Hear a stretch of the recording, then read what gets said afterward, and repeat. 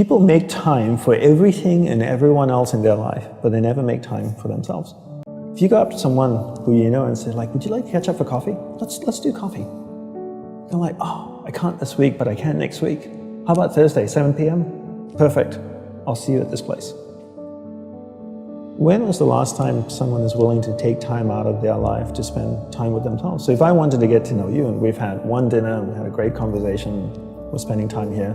If I wanted to get to know you, I would have to spend time with you. We'd have to meet up for coffee, a glass of wine. If I really want to get to know you, maybe we meet up once a week. Every Friday night we go out for a glass of wine, we chat for a couple of hours.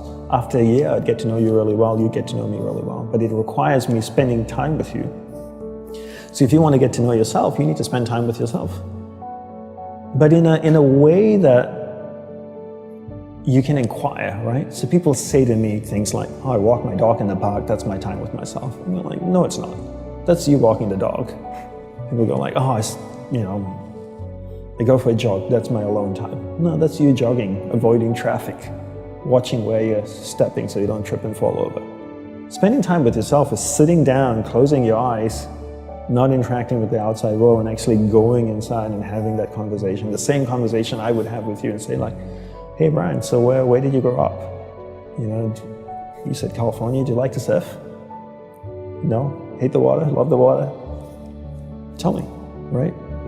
And people don't have that conversation, and because they don't have that conversation with themselves, they don't end up knowing what they want in life. Because they don't know what they want in life, they can't focus that finite amount of energy, and then they don't live a lifestyle that brings them happiness, and most people end up being unhappy.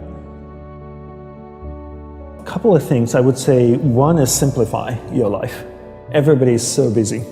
Everybody's got a lot of things to do. We don't actually have a lot of things to do. Right, we like being distracted because then we don't have to think about ourselves.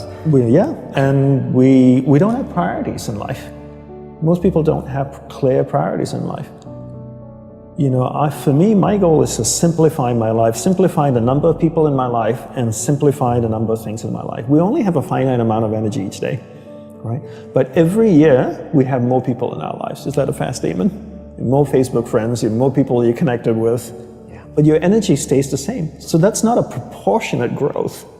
If your energy is increasing every year proportionately with the number of things and people in your life, then we don't have to talk about this. But your energy level is the same.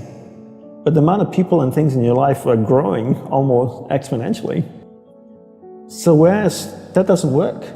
So for me, it's always about simplifying first the people and things into your life, into who and what's most important, taking that finite energy that you have each day and focusing. Second step is learning how to focus and concentrate that finite amount of energy into the people and things that truly matter.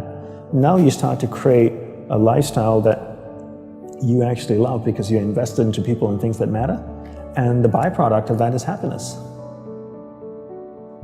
And you said happiness is not a goal. Is that correct? Yes, happiness is not a goal. And if you ask most people, what do you want in life? They say, I want to be happy.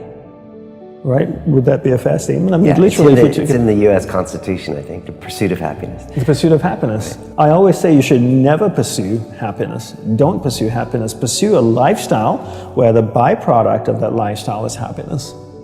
So happiness comes as a byproduct. I spend time with the people that I love. What is my byproduct? I'm happy. I spend time with people I don't like. I'm not happy. So don't pursue happiness. Pursue a lifestyle that gives happiness. But in order to pursue that lifestyle, you need to be clear what you want in life. What's your purpose in life? And people don't know this because they don't spend any time with themselves.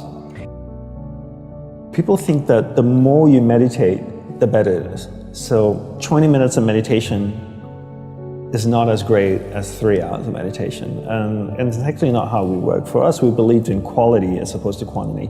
We spent the whole day preparing to meditate.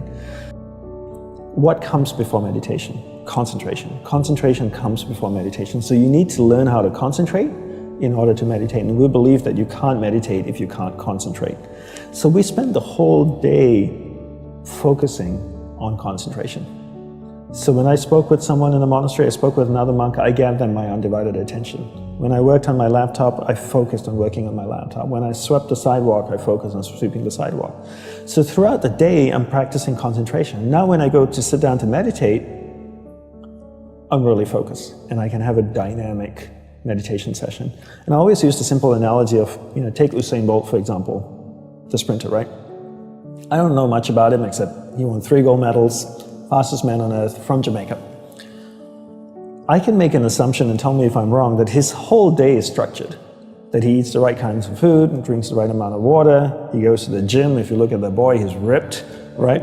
Probably works out, runs every day, I'm sure, sprints, does all kinds of things. But his whole day is preparing him for 9.57 seconds or whatever it is his world record is, not the other way around. And people come up to me all the time, Brian, and they say, Dandapani, I'm so stressed out. I've got so much happening in my life. Do you think if I meditate for 5 minutes in the morning, it'll help my whole day? I'm going like, well, what are you doing the remaining 23 hours and 55 minutes? That's what I want to know. Because if you try to meditate for 5 minutes in the morning and the rest of the day you just live a chaotic life, that's not, it's a good start, but it's not really helping you. It's like eating a carrot in the morning and then eating hamburgers and fries all day and hoping to have a healthy diet. You have to understand that your whole day, your lifestyle is what's going to support your meditation practice at the start. And then your meditation practice grows, and then it turns around and supports your lifestyle. But not the other way around. You don't create a meditation practice to support your lifestyle. You create a lifestyle first, meditation second.